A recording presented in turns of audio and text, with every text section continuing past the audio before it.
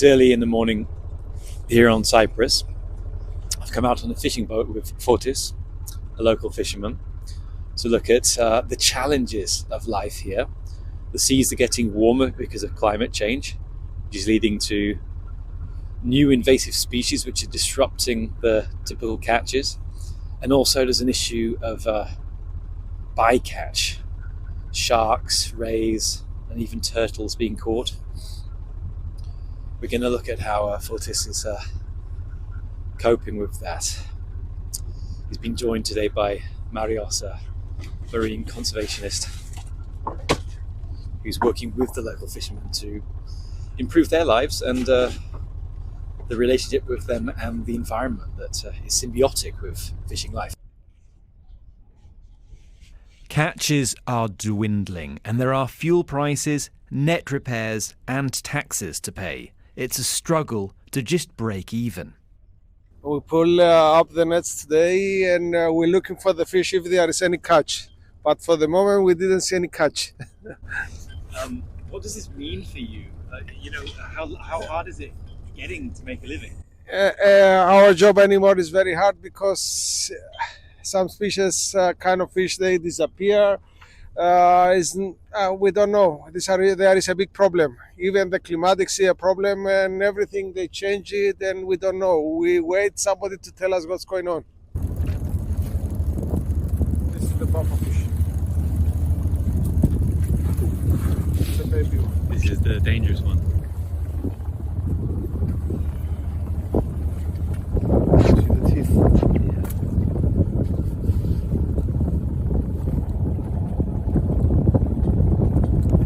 From here? Is it invasive or? It's invasive species, again from the Red Sea. Very problematic. This is poisonous. It's toxic actually. If you eat it, you die. Pufferfish are invasive to Cypriot waters. They destroy fishing nets and lines, and as aggressive predators, they damage catches. Marios is measuring a scorpionfish. They're native, valuable fish that are declining due to overfishing. Marios checks if it meets normal size regulations, then throws it back. So far, Fotis has just caught a poisonous invasive pufferfish that he can't sell, and a fish that was too small. So far, so bad. We have some more nets. We're gonna see. We wish. Okay. Until then, we're gonna catch some. Okay, I hope so. How many days can you afford to go out and come back with nothing to sell? It's some ways to go. Sometimes you go because of the weather, you don't catch anything. Some days because of the dolphins or the bufferfish or this, you go out with not to catch anything. Let's say today we'll see. We have some more nets. We catch half of the nets. We didn't catch anything. We hope to the next net to catch some. Okay, hope's always important. This is the most. Always we work with the hope. Then there is a saleable catch, and it's the one I've come to see. There you are. Is that This the is the lionfish? lionfish. It's the lionfish. Maybe one. Is that babies? They're big. Very big.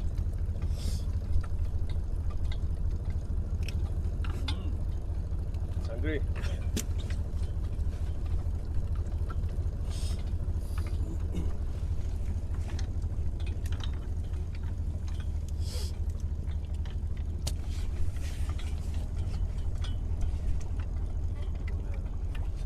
Yeah. I'm scared of the lionfish, yeah. You should be. Yeah. I'm also scared.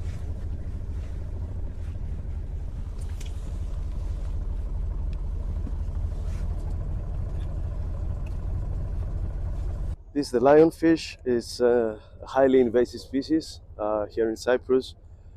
Has been spread now in the central Mediterranean, and I think it's doing its way to the western part of the Mediterranean. Has been doing very well due to three main reasons. The environmental conditions are very favorable in the eastern part of the Mediterranean.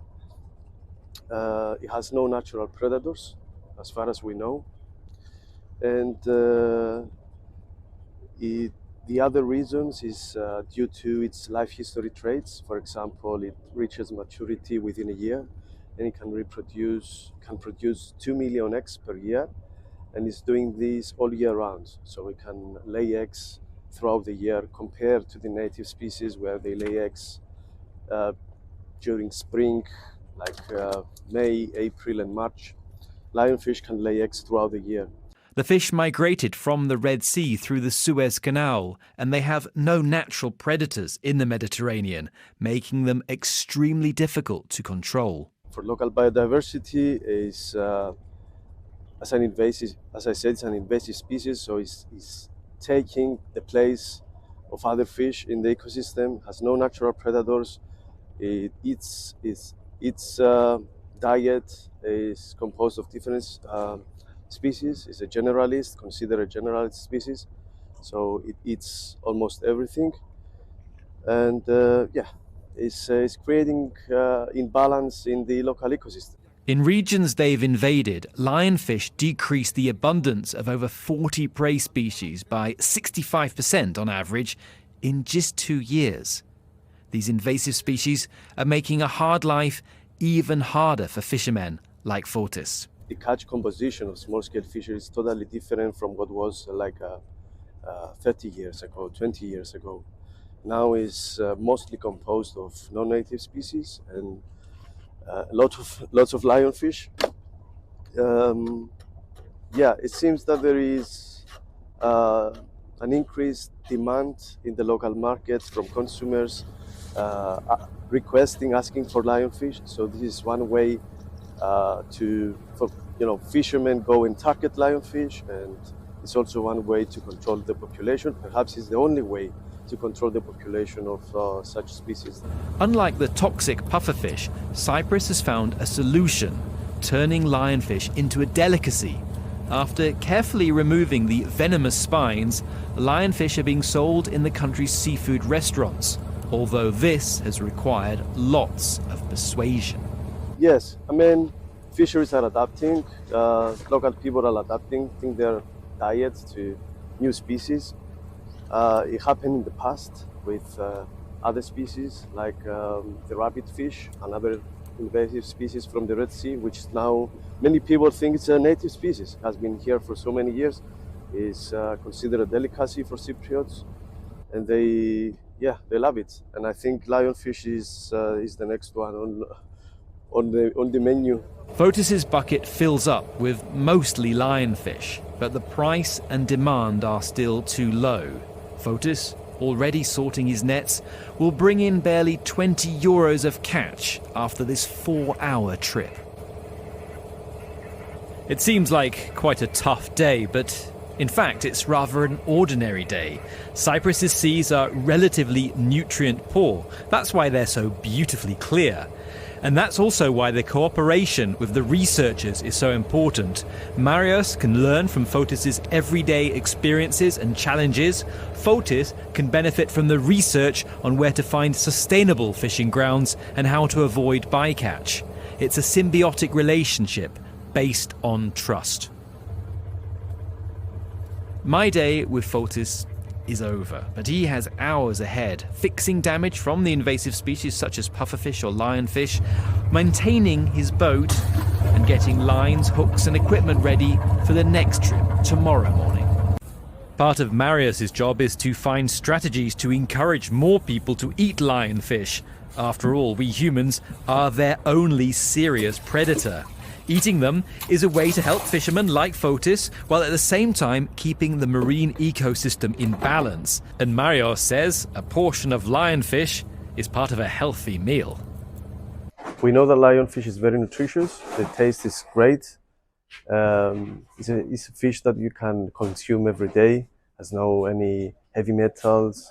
It's nutritious. It's cheap, and you can have it at your house almost every day. So it's a cheap option, an alternative to any other expensive fish. Convincing people to consume this spiky newcomer from the east has not been easy, and it has required lots of like-minded allies. It wasn't easy.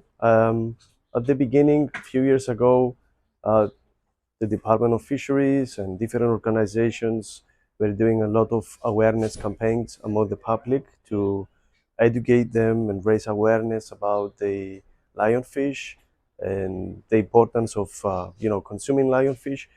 And apart from the awareness campaigns, what we did in Cyprus, we also created events with chefs where they cook the lionfish and they created different dishes like ceviche, sashimi, cooked lionfish, fried lionfish, lionfish soup, and we offered it to people free.